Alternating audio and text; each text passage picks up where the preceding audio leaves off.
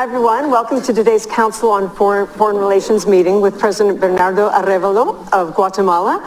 An honor to have you here. Thank you for being here. It's an honor, and thank you for having me here. I'm Michelle Caruso Cabrera, Chief Executive Officer of MCC Productions and a CNBC contributor, and I will be presiding over today's discussion.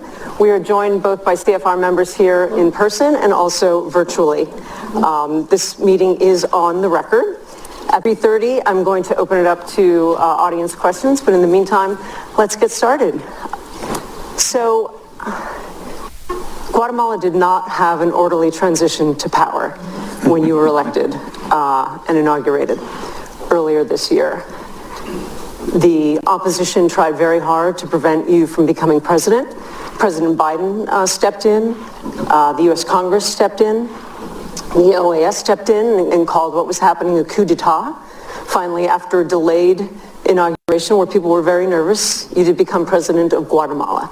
Congratulations. How secure do you feel about your hold on the position and democracy and ruling under such a condition? Well, I feel secure because I know that we have the support of the people of Guatemala. But I am very aware of the fact that the corrupt minority that attempted to derail the elections is still occupying spaces of power. They still have control, for example, of the Attorney General's office. They are still actively trying to find ways into which they can attack us, and they have not lost hope that at some point in time they succeed in bringing us down and trying to have something of a comeback. We are very aware, and so we are very attentive, but at the end of the day we believe that we are in the middle of a process that has led us to get control of the executive branch of power, that we are having, as we speak, a process of election of judges for the courts in Guatemala that is having positive results, if not perfect, and that at the end of the day, both the international and national environment is going to make impossible an attempt to try to derail the process. So I'm not insecure, but I'm aware that people will try to keep trying to bring us down. What are your priorities as president, and can you achieve them in this situation when you have so much opposition? Well, I think that our priorities are fundamentally about letting people, giving them evidence that they were right. They were right by hoping that you can have a government that can govern without corruption, that can begin to use public money as it is supposed to be used, and that actually delivers in terms of development for the people. And so our goal is to produce evidence in roads, in schools, in support for small entrepreneurs, on new conditions in which indigenous populations actually can live and thrive. Our task is to deliver on what institutions are created to do. And in order to do so, we need to manage the space politically and be aware that there's always going to be this corrupt minority that is going to continue attacking us in the process. When a lot of Americans think of Guatemala, they think of the thousands and thousands of Guatemalans who've come to the U.S. border, more than 200,000 last year, according to the Border Patrol, in terms of encounters. Vice President Kamala Harris has gone to Guatemala to try to attack the root causes of irregular migration from Guatemala and the rest of the region. What are you doing in order to try to reduce the level of irregular migration? We are working in two fronts. We need to work on the short time, immediate term, in order to try to mitigate some of the effects that we have of the fact that the levels of poverty in our country are pushing people out of their villages and making them to look for work in different places. We are doing it in different ways. First of all, we are very strongly working in order to dismantle human trafficking networks that are also causing a lot of misery and pain to these populations as they try to move into the United States. And we are working together with the United States and with other countries like Canada, and we're discussing it now with countries in Europe, even with Mexico, expanding programs for temporal labor. So that we have bigger contingents of people that can go for 6 months or a year and then come back to Guatemala with the possibility of returning again for another 6 months or a year to work on different issues. And that's an important element, and if you handle this in a way that it goes and happens in the towns which are identified as the ones that are expelling more people, then they can have an effect. But that it's a short-term solution, that it's only going to mitigate a problem that will not cease to exist until you actually, as you say, tackle the root causes. And the root causes is poverty and underdevelopment. It is not until the moment in which we actually begin to bring decent livelihoods and dignified livelihoods to these people that migration is going to cease. People are going away not because they want to come to the United States and break from their families and uproot themselves from their communities. Particularly what this is happening is in communities which are very tightly knit.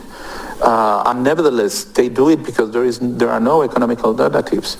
So our challenge, our task is to begin to provide paths into development so that these people can have jobs, they can become, small agricultural producers, they can have alternatives. And so many of our development programs are aimed precisely at the poorest regions in the country where when you have the concentration of poverty, concentration of indigenous population, where people are actually really coming out, walking out when they are 17, 16, because there is no future, and investing in infrastructure for development in those places. One of the reasons people leave Guatemala, according to the Border Patrol when they interview them, is extortion by gangs and crime. What can be done about that, especially because we've seen what, for example, Nayib Bukele is doing in El Salvador, where he's imprisoned more than 1% of the population. He's been criticized for lack of due process, and yet he's become extremely popular because crime has gone down, and other people in the region seem to see that as a model. What do you think? I think that what you're saying about people leaving out of fear of violence, etc., relates more to El Salvador and Honduras than to Guatemala. In the case of Guatemala, it's fundamentally about poverty. And in our case, the migration has poverty as the fundamental reason at the roots, and our criminal landscape is different than the one that you have in El Salvador and in Honduras. Each country has its own criminal, I call it a landscape. It's the different types of, the profile of criminal activities that you have.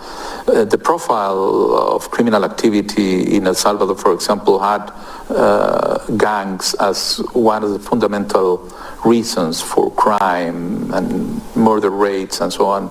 In Guatemala, it is different. They are a factor, but are not necessarily the biggest factor. And for example, for us, it is much more important organized crime and drug trafficking. And so we need to actually design strategies that respond to our own criminal profile and not necessarily begin to bring solutions that are not that do not respond to our own problems. So we are engaging in this. We are working very strongly to tackle narco trafficking. We have captured in these 8 months, 5 times more drugs than the previous government did in the last year, between capturing cocaine in the ports, to uprooting cocaine plantations and marijuana plantations, and so on and so forth.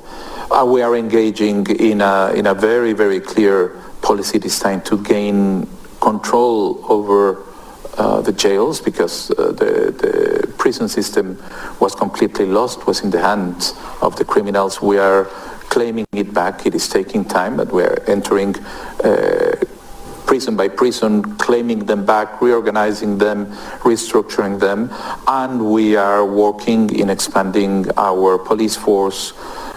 We have as a goal to have 12,000 new policemen and women in the streets in our 4 years, so to get the level of police force per capita to the international standards, because that's one of the reasons why you have a prevalence of crime. So we are tackling it from different angles.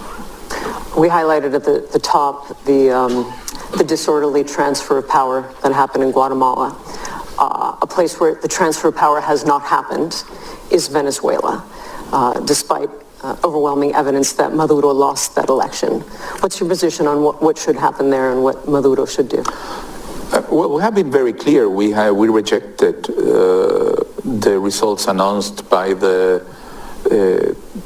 National Electoral Council of Venezuela. We said that they were just not acceptable, that they were not credible. We have stated very clearly that we reject the declaration of Maduro as the winner, and that we demand some sort of recount of the actas, and excuse me, I always forget, how do you say actas in English? The proof that came out of the ballot machines, which show the voting, correct? Yes, of the ballot stations. Mm-hmm. So either a recount by the actas by some sort of international actor that is agreed upon, that is trusted, and that then you can use that and count that, or to have new elections organized. But in any case, we are very clearly rejecting the current process as credible at all, and we are not recognizing Maduro as a president. As what needs to happen, I think that the international community needs to support Venezuelan actors to try to find a way to either recount or go back to the ballots to have a solution. Is there anything more that can be done regionally with other presidents like you pushing harder or using some kind of leverage? Well, there are different efforts that are going on at the time. The presidents of Brazil and Colombia are engaged in or have been engaged, I don't know what has happened in the late days, in discussions with both the regime and the opposition in Venezuela in order to try to find a possible solution.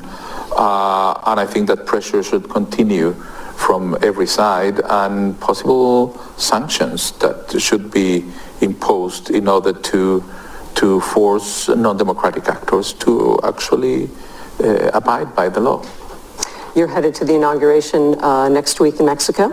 Yes. For the new president, where there's also been criticism what's been happening with the new election of the legislature before Claudia Sheinbaum actually takes over, the election of judges, which people feel will be very, very politicized, and also perhaps the undoing of independent agencies, which would then be a threat to Mexico's participation in the USMCA.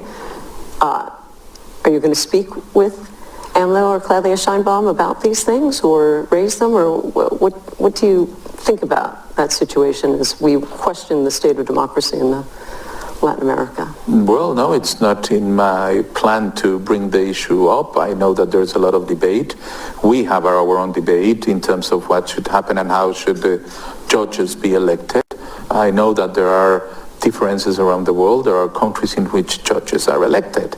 I think that some judges in the United States are actually elected. Right here in New York City, yeah.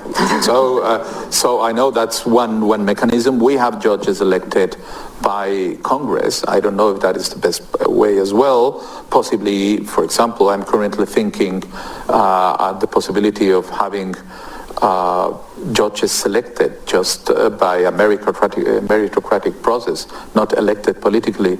But I think that is a question that should be answered by every country according to its own mechanisms and traditions, and what works in one place not necessarily works in the other. You took a stand and said you were going to stand by Taiwan. A lot of countries in Latin America are being forced by China to make a choice, and you made yours. Tell me about that experience. I understand you suffered economic coercion from China as a result. Why did you make that choice, and what do you hope will come as a result? Well, we made a decision that we're going to sustain diplomatic relations with Taiwan, and we made it very clear from the very beginning that that was going to be the situation, because we knew that, there was this idea that we were going to immediately open relationships with the PRC, and sometimes, we know that it was used in the context of the election in order to attack us. We were being accused of whatnot, communists, and so we made it very clear, and we have kept our word. We told them as well that we believe that what we need to do is actually get relations between Guatemala and Taiwan to a strategic level, one in which we see more investment and trade between our countries and not just exclusively cooperation.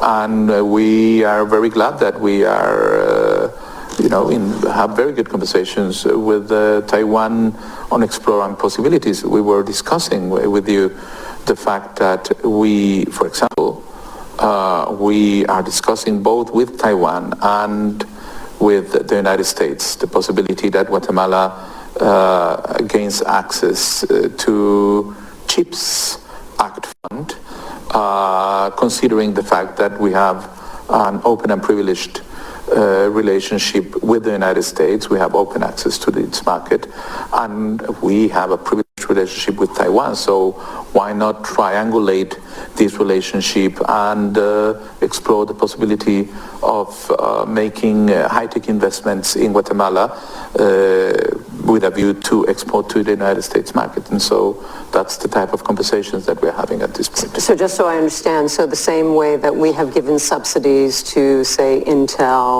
and other chip companies, are you hoping that there will be subsidies provided to chip manufacturers to put manufacturing in Guatemala, or what? Play that out. No, that's a very good question. No, we're not looking for subsidies from the United States. The CHIPS Act has established a fund at the University of Arizona that is supposed to potential partner countries identify their path into, let's call it, compliance.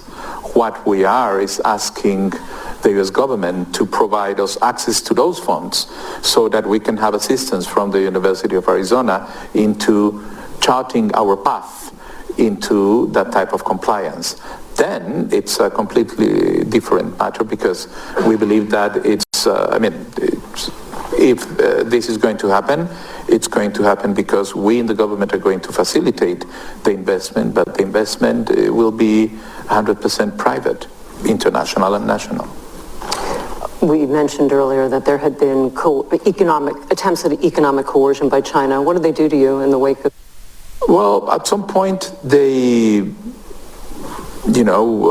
was the inauguration of the new presidency in Taiwan, and we sent our delegation, and then a couple of days afterwards they blocked imports of some products into China, and that's what happened at the time.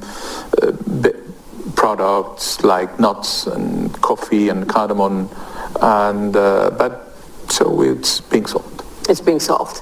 Is it solved, or is it being solved? Or? It's being solved. It's being solved. Very diplomatic. You're fluent in Hebrew. Yes. You studied in Tel Aviv. Yes. No, in Jerusalem. In Jerusalem, excuse me. You feel very close to Israel, do I understand that correctly? And I do. what would you do right now? I think that what the world needs is a ceasefire, a complete release of the hostages, free access of humanitarian assistance, and the beginning of some real international collective effort to establish a framework that enables the parties to seriously find a way into some sort of workable, functional solution. I think that international actors have not really made the best efforts in the last 20, 30 years to try to get actors to the table in a way that enables a reasonable solution. And I think that the current crisis, the tragedy that we're seeing, the levels of suffering that we have there now make it evident that we should try to get back to the table and think of something that is workable, or the cycle of violence and despair in that region is going to continue and grow. And I think that that is a danger not only for the people living in the region, it is a danger for the world. When you call for a ceasefire, is that on condition first of the release of any remaining hostages, or? Yeah. Do you still believe in a two-state solution? I do believe in the two-state. I don't see any other solution. I believe in a two-state solution, and I think that that's what we, as an international community, should be striving for. The partition plan of 1947 is still valid. It needs to be adjusted, but the principles are the correct ones, and we need to try to abide by those principles and find the solutions of our time. Before you were president, you were a diplomat. How do you achieve those things? I mean, they all sound with great. A lot of work, with a lot of imagination, and with a lot of determination. But what you need to have is real political will on the side of the international community to commit itself to our working process. And sometimes that generates questions internally for each of these countries. It's not an easy issue for anybody. But if we don't tackle it seriously, the level of suffering and the potential effect that can have in peace around the world is terrible. So we're headed toward the end of this section when we'll turn it to the audience, but let's wrap it up with more about Guatemala in particular. You're here in New York. You've met with investors while you're here. We are meeting, yes. We're starting actually today, and the next two days I'm going to be meeting different groups of investors. What's your elevator pitch? What are you telling them about investing in Guatemala? Well, come and grow with us and invest in a country that is rescuing its democratic institutions, that it's investing in creating the conditions that you need for investment, rule of law, infrastructure, and human development, that has one of the best macroeconomic indicators in the region, and that has open relationship with the United States, but it's also the key to have access to markets not only in Guatemala, but South Mexico and whole Central America and the Caribbean. Your macro environment is stable. Your currency has been stable for a very long time, which would be very attractive to investors. I think the one concern they might have is when they look at, for example, Transparency International. You're ranked 154th out of 180 countries. On a scale of 0 to 100, you only get a score of 23, with 100 being the best. So corruption, which is what you ran on and why you got elected. There you go. How do you combat corruption, and what's going to be your measure of success, do you think? With corruption? Mm-hmm. Well, first of all, the first measure of success is by ensuring that executive branch of power conducts business transparently. And that's within our purview. That's what we can do. That's what can we assure. We are the ones that sign the contracts to build roads and public works and whatnot, and we are committing to that principle. And then we are, as I told, we are seeing very positive movement on the side of the process of election of new judges that give us hope that actually what we're going to be witnessing in the next years is a process in which the courts are going to claim back justice as the corrupt actors are being left out of their positions. So yes, that's our biggest weakness, but that's why we were elected, and that's what we are here to change. Y bueno, eso ha sido todo, espero que les haya gustado el video y si fue así, pues ya saben, dejen su poderoso like o dislike, suscríbanse y activen la campanita de notificaciones para no perderse de los nuevos videos. También les recuerdo que ustedes tienen la última opinión en la cajita de comentarios, así que sin más, yo me despido deseándoles éxito en todo, así que nos vemos en el próximo video.